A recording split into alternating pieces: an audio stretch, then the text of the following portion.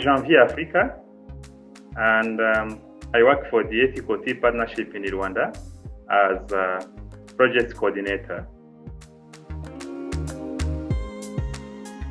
In Rwanda, the tea sector is actually facing an issue on tea productivities, where tea farmers own very tiny plots of land, and this also adds on the issue of very low land productivity.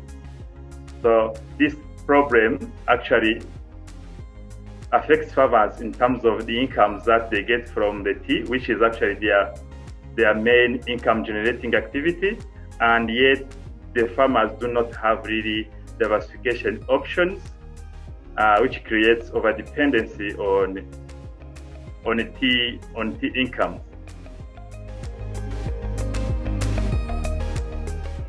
Another issue that I see that we have in Rwanda is the one related to climate change. I think it's a general issue all over, but in Rwanda, due to the nature of the regions where tea grows, a very big problem of soil erosion, which affects really tea production.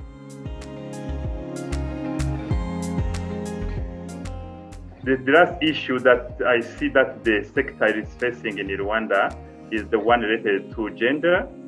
And I would say that in Rwanda, the government made tremendous efforts towards gender balance.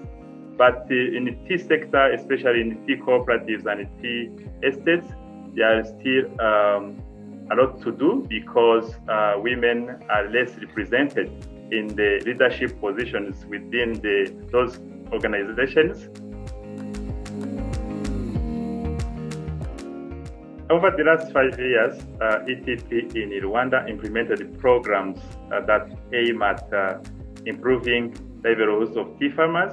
And so far, we were able to involve about 5,500 tea farmers in our programs, where they were involved in the farmer field schools program, through which they were able to learn about good agricultural practices, aiming at increasing their tea productions, but also the production of other crops they do for household consumption.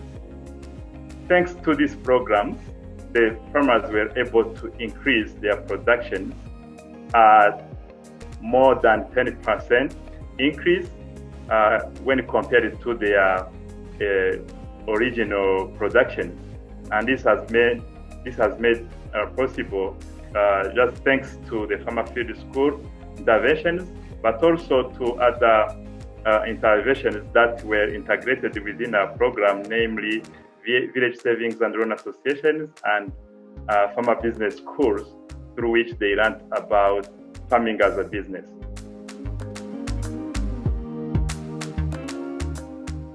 We were able to conduct a study just aiming at understanding what are the current levels of income for tea farmers, and we were able to establish current gaps between the farmers' incomes compared to different income benchmarks, namely National Poverty Line, World Bank Poverty Line, and the NCAD's living income benchmark.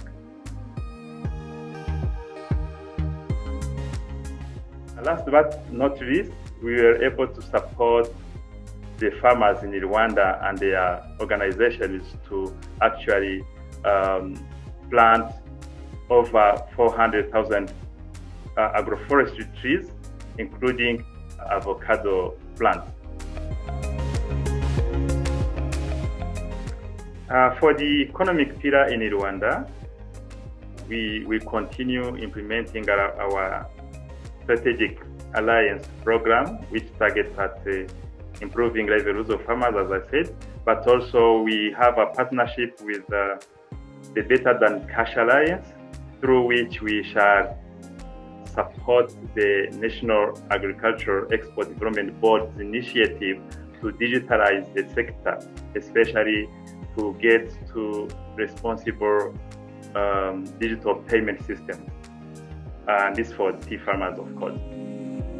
For the quality pillar, we shall conduct a rural participatory appraisal, which will aim at finding out what are the community, especially community solutions, and try to find out what are going to be solutions to implement together and in collaboration with the community. And for this work, we shall look at actually gender-related issues and find solutions to address them accordingly. For the environmental pillar, we are aiming at